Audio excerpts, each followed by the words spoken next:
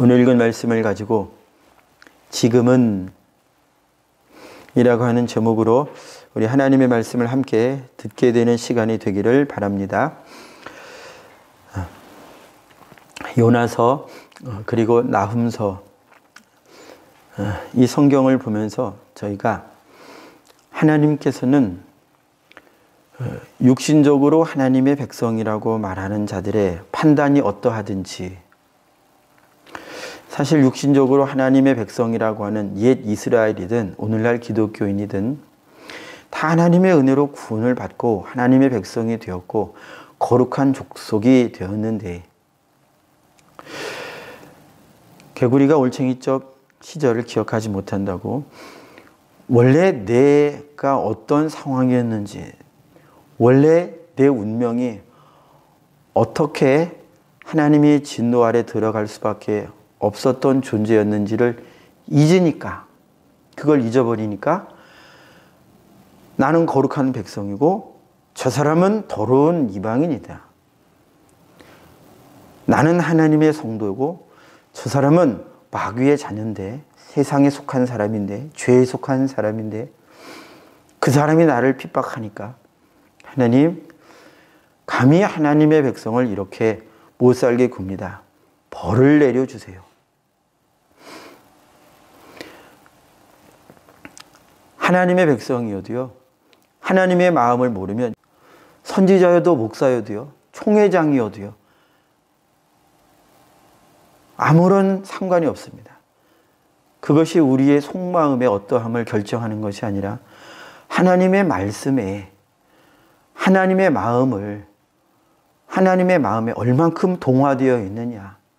주님이 죄인을 보실 때, 주님이 의인을 보실 때, 죄인이든 의인이든 한 가지로 구원하시고, 하나님 앞에서야 의인이라도 죄인이라도 사실 도찐 개찐일 텐데 의로움은 얼마나 의로우겠으며, 거룩한 삶을 살면 얼마나 거룩한 삶을 살겠습니까? 하나님의 거룩에 비할 바가 있겠습니까? 하나님의 부지런함과 성실함에 믿는 저희라고 할지라도 비할 바가 있겠습니까? 하나님과 비교해서 비할 것이 없는데, 사람과 비교하고 이방인과 비교하고 믿지 않는 사람과 비교하고 나보다 능력이 못한 사람과 비교하고 나보다 지능이 못하다고 여겨지는 그 사람과 나의 지능을 비교해 가면서, 내게 있는 재산과 그에게 없는 재산을 비교해 가면서, 나의 출신과 그의 출신을 비교해 가면서 이런 차이들을 자꾸 생각하고 그 차이에 마음을 써가면서 나는 대단한 사람이거나 때로는 시기 질투를 하거나 하면서 하나님의 마음을 자꾸 못 보는 거예요. 그러니까 육신적으로, 육신에 속한 하나님의 백성은 그 직책에 상관없이, 신앙 연륜에 상관없이 하나님이 기뻐하시지 않으시는 그 마음을 마음에 품고, 하나님이 기뻐하시지 않는 말을 자꾸 말해서 다른 사람들 귀에 들어가게, 마음속에 들어가게 해서 실족하게 하고, 이건 자꾸 말씀드립니다만 육신의 나이나 교회 내에서의 직분이 결정하는 게 아닙니다. 하나님의 말씀을 얼만큼 그 영혼이 알고 있느냐, 하나님의 마음을 그 영혼이, 그 마음이 얼마나 알고 있느냐. 하나님의 마음으로 충만한 자는 나이가 어려도요, 타인을 대할 때 말씀대로 가는 거예요. 불쌍히 여기고, 나보다 그 사람을 더 낮게 여기고, 주님 말씀 따라 겸손할 줄 알고, 그저 말씀 따라가는 거예요. 구원해 주신 은혜에 감사하고, 언제나 사람에게서나 하나님 앞에서나 항상 겸손하려고 애쓰고 받은 은혜 잊지 않으려고 애쓰고, 뭘 해도 주님의 은혜로 되었으니 내가 자랑할 것이 없고 내 이름을 내놓을 것이 없고 그저 써주셔서 감사하고. 그러나 육신에 속할수록 자꾸 하나님의 마음과 어긋난 길을 가는 거죠. 그래서 주님이 말씀하신 것에 대하여 거절하고 거절하고. 자, 오늘 저희가 79편을 읽었습니다만, 자, 우리 한 장 앞으로 넘어가서 시편 78편을 한번 펴볼까요? 시편 78편에 37절 눈으로 보아주십시오. 자, 주님이 하신 말씀에 대하여 이런 반응으로 자기 삶을 만들어가는 사람은 어떻게 되나요? 37절 제가 읽습니다. 이는 하나님께 향하는 그들의 마음이 정함이 없으며 그의 언약에 성실하지 아니하였음이로다. 자, 이제 저를 보아주십시오. 주님이 계속 말씀하셔도 주의 마음에 대하여 자기의 마음이 하나님의 마음에 대하여, 말씀에 대하여 그 말씀 위에 서 있지 않다는 거예요. 정함이 없다. 자꾸 이랬다 저랬다. 좌로 우로. 좌우는 어딥니까? 정한 길은 말씀뿐인데 그 정한 정로인 그 길에 왼편이든 오른편이든 다 그 말씀에서 벗어나게 하는 자의 역사로 된, 그렇게 해서 난 길이죠. 하나님은 그 길을 가라고 말씀하신 적이 없어요.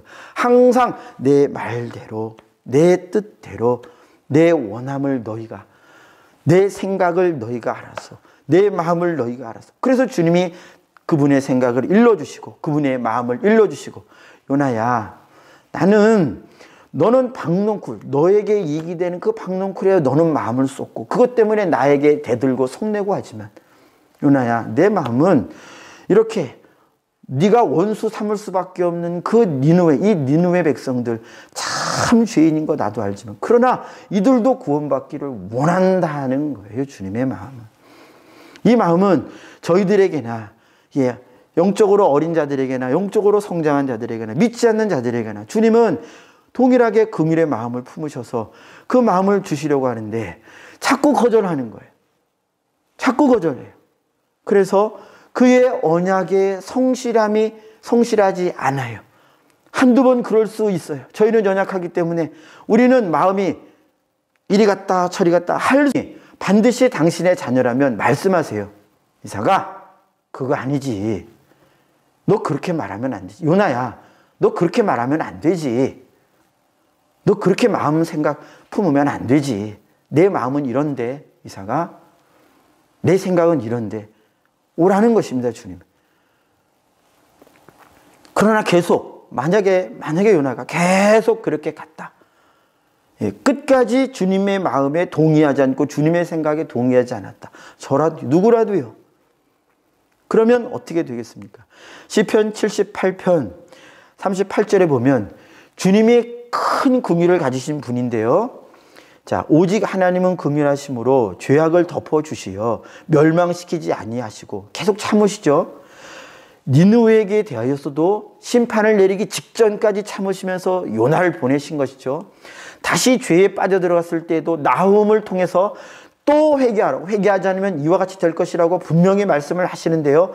니느웨가 회개했을 때는 살아났어요. 그러나 이제는 거절한다 이거예요. 그러면 주님이 죄악을 덮어주시며 멸망시키지 아니하시고 요나에게와 말씀하시고 니느에게 대하여 참으신 것처럼 참으시다가 그의 진노를 여러 번 돌이키시며 그의 모든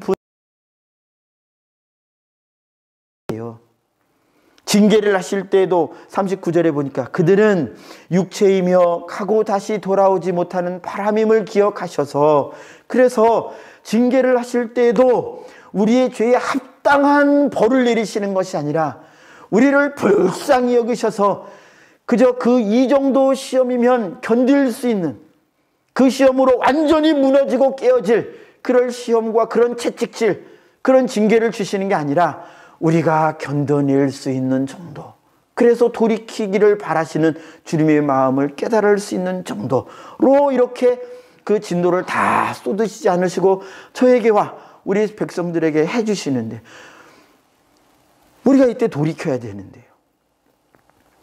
돌이켜야 되는데. 그런데 돌이키질 않아요. 자, 시편 78편 40절에 그래서 그들이 광야에서 그에게 반항하며 사막에서 그를 슬프시게 함이 몇 번인가? 계속 반복적으로 그렇게 한다는 거예요. 주님이 징계를 하셔도 다시 마음이 강팍해져서 또 그런다는 거예요. 니느웨가 그랬습니다. 그리고 결국 하나님께서 베푸신, 니느웨가 자기 도성에게 베푸신 그 회개했을 때에 주님이 삶을 쉬었다고 하는, 아니 그 선조들이 그렇게 경험하고 얘기를 해줬을 거 아니에요. 우리가 이런 적이 있었는데 요나라고 하는 선지자가 우리 도성에 와가지고 그렇게 했을 때 우리 조상들이 그렇게 했대더라. 하나님이 그렇게 했대더라. 얘기를 해줬을 거예요. 한두 세대에 이르러서는 그런 얘기가 뭐 지나가는 말처럼이라도 얘기가 되었을 텐데, 죄에 관영한 사람들 마음 안에 이스라엘 백성들과 똑같죠. 기억하지 않는 거예요. 하나님께서 홍해를 가르셔서 우리를 애굽에서 건져내셨지 하는 이 선조의 이야기를 내가 경험한 적이 없는, 본 적이 없는데, 이건 우리 아버지가 경험하신 거고, 그리고 내가 예수 믿었을 때 그때 그 우연이 된 거 아니야? 그때 내가 눈물 흘린 거 그냥 내가 혹시 감정적으로 좀 고양돼 가지고 그렇게 눈물을 흘렸던 거 아니야? 진실로 내가 예수 믿었던 거 맞을까? 그 주님을 만났던 첫사랑을 시편 78편 42절에 보니까 그들을 구원하신 날도 기억하지 아니하였도다. 이제 기억에서조차 밀어내는 거예요. 기억조차 부정해버리고 마는 거예요. 그건 우연이었을 거야. 아, 그건 이런저런 일이어서 그래서 된 것이지 하나님이 날 구원하셔서 내가 정말 구원받아서 그랬었던 것 같이 아는 걸 이라고 지금 그렇게 주님의 구원의 역사를, 그 구원의 사건을 과거의 사건이라고 그렇게 밀어버렸을 때에, 그때 히브리서 기자가 그들의 종국에 대하여 하나님이 안식 가운데 들어오는 자가 겨우, 물론 모세는 따로 징계를 받아서 약속의 땅에 못 들어갔겠습니다만 상징적으로 보여주시죠. 여호수아와 갈렙 외에 출애굽 세대가 들어가질 못했습니다. 그분의 약속의 안식에 들어간 사람이 없다고 출애굽 세대에서 그렇게 히브리서 기자가 기록합니다. 그들의 특징이 무엇이냐? 주님이 말씀하셔도, 니느웨의 특징이 무엇입니까? 주님이 또 말씀하셔도 돌이키질 않는 거예요. 예전에는 신앙적인 경험이 있었고 구원의 경험이 있었고 확신이 있었고 주님이 나와 함께 하셨다고 하는 분명한 기록이 있었고 기억이 있었는데, 지금은 어떻습니까? 전에는 이랬는데 지금은 어떻습니까? 성경에 분명히 전에는 저희가 어둠이었습니다만, 에베소서 5장 8절에서 지금은 빛이라고요.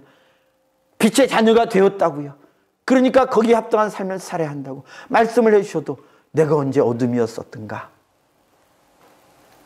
그냥 내가 잘 살고 있었는데 그 사람이 나에게 와서 예수 믿자고 교회 가자고 해서 그러다가 엉겹결에 예수 믿었던 거 아니었던가? 그렇게 지금을 주님을 부인하면 안 된다 이것입니다. 자, 그래서 오늘 저희가 읽은 시편 79편 1절부터 4절까지의 말씀의 이 심판은요, 두 가지죠. 다시 한번 제가 간략하게 오늘 읽은 시편 79편 1절부터 4절을 요약해 드리면, 하나님의 백성을 이방이 침노에 들어와서 싹 그 도성을 허물고 죽이고, 그리고 4절에 보면 조소와 조롱하는 그 장면이에요. 이 경우는, 이런 일이 하나님의 백성에게 일어나는 경우는 두 가지뿐이겠죠. 하나는 우리가 지금까지 살펴본 것처럼 끝까지 불순종할 때, 그러면 하나님이 보여주셨죠.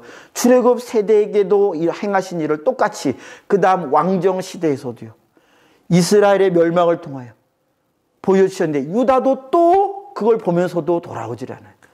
그래서 또 유다도 멸망하는, 주님이 계속 택하신 백성이라도, 불러내신 백성이라도 주님의 말씀을 떠나 음녀처럼 세상도 섬기고 하나님도 섬기겠다고, 이스라엘 역사상요 하나님이 완전히 부정된 적은 없습니다.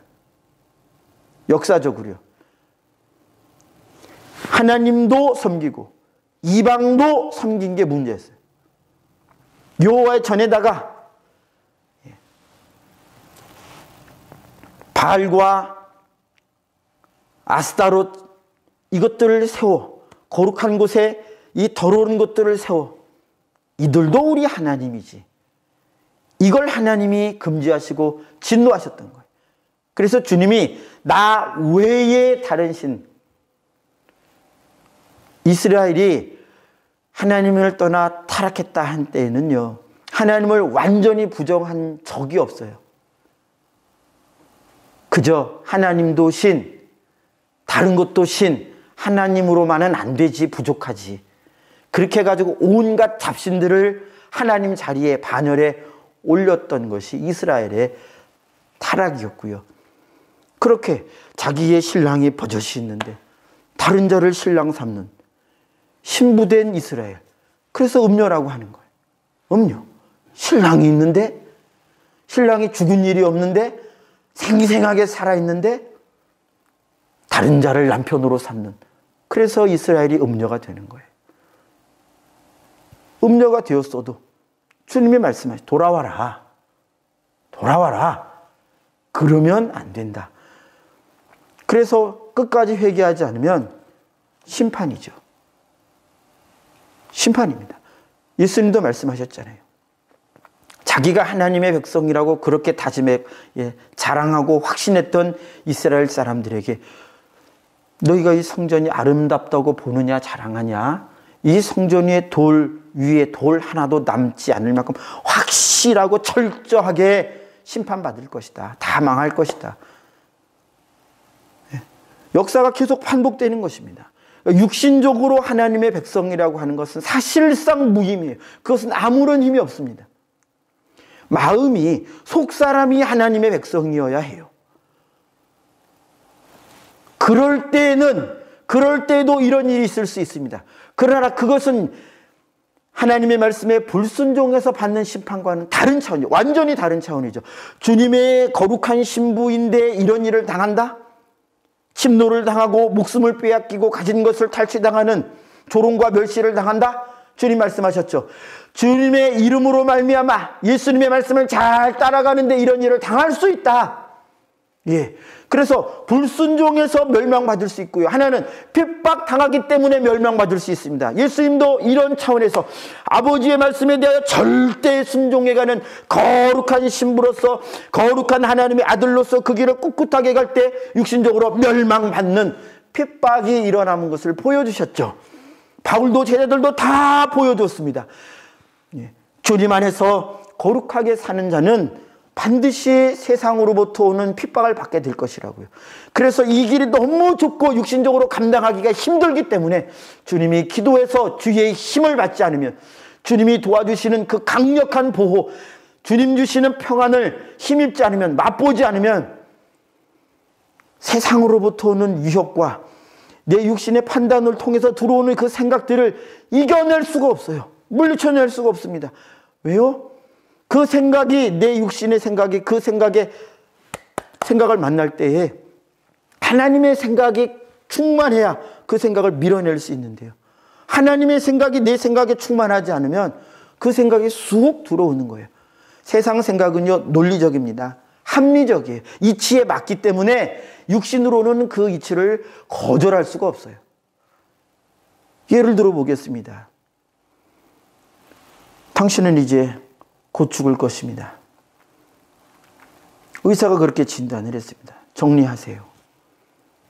그러나 만약에 하나님이 너는 살 거다. 그러면 이 말씀을 받은 자는, 이 말씀은 세상에게 용납될 수 없는 말이에요. 하나님의 말씀은 용납이 안 돼요. 조롱하고 조소받는 거죠. 그러나 이 말씀이 하나님의 말씀이면 그 말씀을 믿고 주님께 기도하면 반드시 그는 살죠. 암병이 아니라 무슨 병이라도 사망 권세에서 노임을 받습니다. 이런 거예요. 세상의 이치는요, 하나님의 이치와 부합해 보이는 게 있기도 하지만 거의 달라요. 그래서 세상의 이치에 숙달되어 있는 그런 사고방식으로는요. 그래서 이 사고방식 자체를 주님이 무너뜨려 주지 않으시면 우리의 노력으로는요, 이 이치를 깨뜨릴 수가 없어요. 1 더하기 1은 2이다. 1 곱하기 2는 2다. 이 이치를 깨뜨릴 수가 없습니다.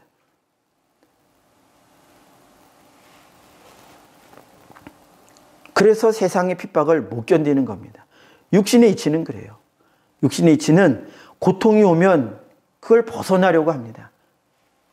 그럼 세상이 고통을 주죠.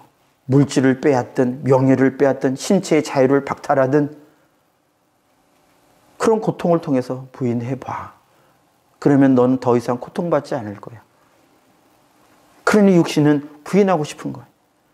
예수 부인해서라도 살고 싶은 거예요. 그러나 성령께서 그 안에 충만하셔서 그리스도에 대한 믿음을 확실하게 해주시면 부인 안 하죠. 죽으면 죽었지. 나 예수 부인할 수 없어요. 그리고 고통을 받아들이고 처참하게 죽는 그 고통을 감내하는 거예요. 감내하는 것입니다. 참을 수 있는 힘이 어디서 오느냐. 입을 악물어서요? 아니요. 그 안에 계시는 주님이 힘을 주실 때 기꺼이 내 육신의 죽음을 맞아들일 수 있는 것입니다. 다른 경우도 다 마찬가지예요.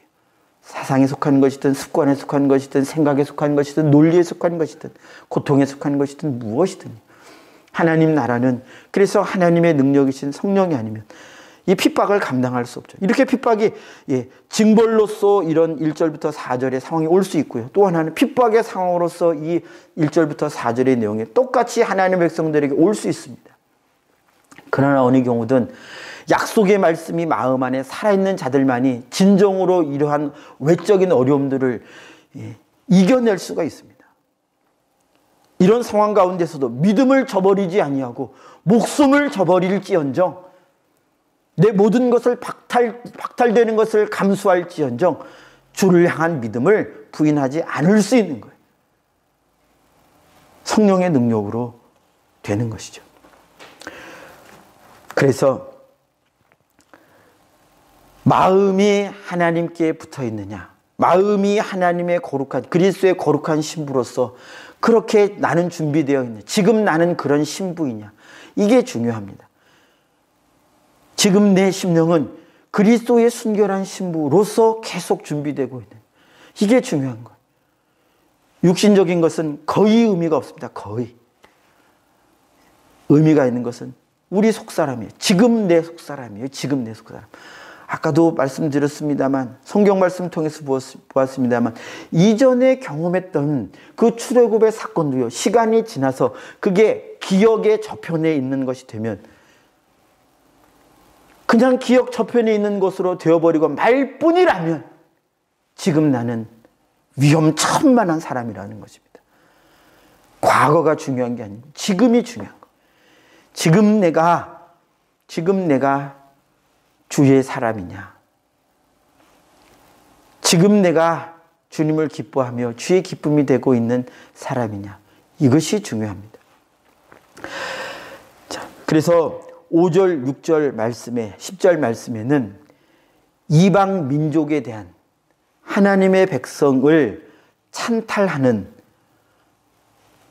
이 악행을 저지르는 이방 민족, 우리에게는 영적인 이방, 즉 악의 이 세상 어두움의 주관자들, 그리고 하늘에 있는 악한 영들이겠죠. 이들이 받을 심판에 대하여 이렇게 간구하는 성령으로 말미암는 기도겠죠. 그래서 그들의 영적 이방, 영적 하나님의 대적들이 받을 심판은 이렇게 정해져 있는 것입니다. 자, 5절, 6절, 10절 우리 다시 한번 읽겠습니다. 시편 79편 5절, 6절 그리고 10절. 먼저 5절, 6절 함께 읽습니다. 시작.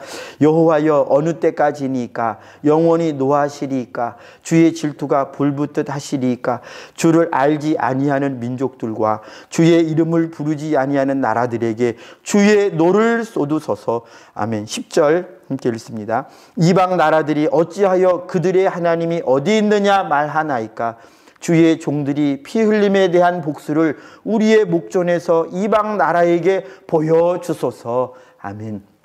이 기도의 진정한 성취는요, 그리스도로 말미암는 최후 전쟁, 그리고 지금도 예수의 증거를 가진 하나님의 말씀을 따라 사는 가운데 주의 백성들이 감당하고 있는 혈과 육에 대한 싸움이 아니요 믿음의 선한 싸움, 즉 이 세상 어둠의 주관자들과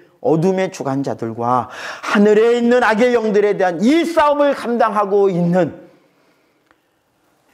이들과 대적하고 있는 이 악한 무리가 받을 심판이 이렇다는 것입니다. 이 악한 무리가 받을 심판은 변개되지 않아요. 그러나 인간은요, 이렇게 하나님을 핍박하고 하나님의 나라를, 예수 그리스도를 핍박하고 주의 백성들의 목숨을 빼앗고, 그랬어도 인간만큼은 회개하기만 하면 주님이 얼마든지 구원하시고자 하는, 오히려 주님이 빨리 회개했으면 너무 주님이 원하시는 거예요. 그래서 주의 백성들에게 주님의 마음을 좀 알고 주님의 마음을 가지고, 그래야 그 원수 같은 이들에게도 복음을 들고 갈 수 있는데, 주님의 마음이 없으면 원수 같은 이들에게가 뭐예요? 내가 바쁘고 힘들고 이런저런 조금만 마음이 틀어져도 복음 못 가져갑니다. 요나처럼 극심한 이 자기 사정, 자기 어려움이 있는데 못해요. 못해.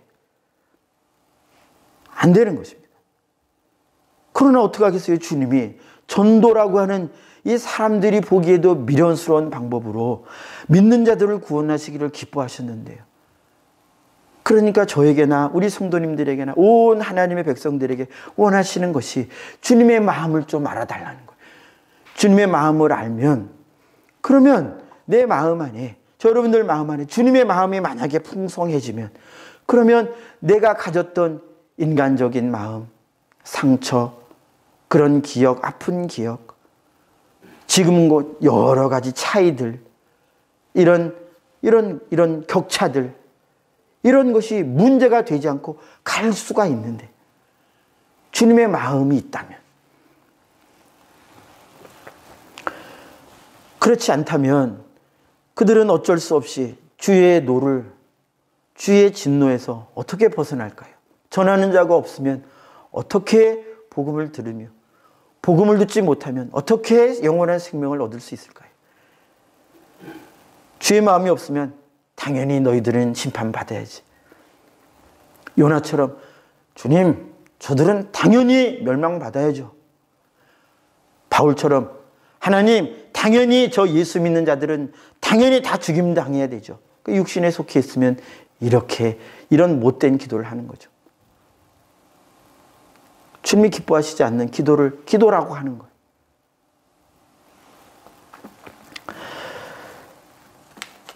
말씀을 마무리하도록 하겠습니다. 언제나 하나님이 원하시는 것은 인간들에게 대하여, 우리 인류에 대하여, 우리 사람들에게 대하여 가지시는 마음은 한결같으십니다. 누구라도 돌이켜, 예수 믿는 저희들도 돌이켜야 되는 부분이 아직 많이 남아있고요. 특별히 저희들은 행여라도 부끄러운 구원이라도 받을 수는 있잖아요. 그러나 멸망받는 건 안 되는데, 그들에게는 누가 가겠냐 이것입니다. 그래서 주님의 마음을 저희가 기도해야 합니다. 주님의 마음을 달라고 기도해야 됩니다. 그 마음을 구하는 저 여러분들이 되길 바랍니다. 그 마음을 구할 때 주님이 그 마음을 주십니다. 주님이 약속하셨잖아요. 구하라. 그러면 주실 것이다. 기도하겠습니다.